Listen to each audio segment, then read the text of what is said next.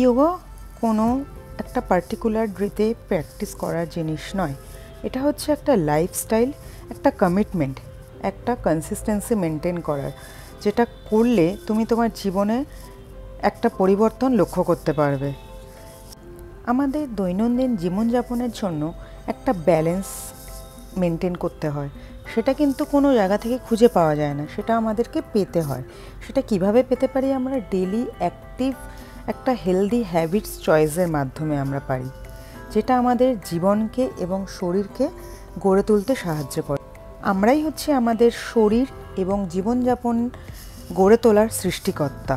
তো একটা perfect timing বা একটা স্ট্রেসলেস লাইফ জীবন পাওয়ার জন্য আমাদেরকে নিজেদেরকেই একটা হেলদি হ্যাবিটের মধ্যে দিয়ে নিজেদের জীবনযাত্রা গড়ে তুলতে হবে। আর এই ব্যালেন্সিংটা মাইন্ড, বডি আর সোলের আনার জন্য ইয়োগা হচ্ছে বেস্ট। ইয়োগা করে আমাদের শরীর স্বাস্থ্য সুস্থ রাখতে হবে।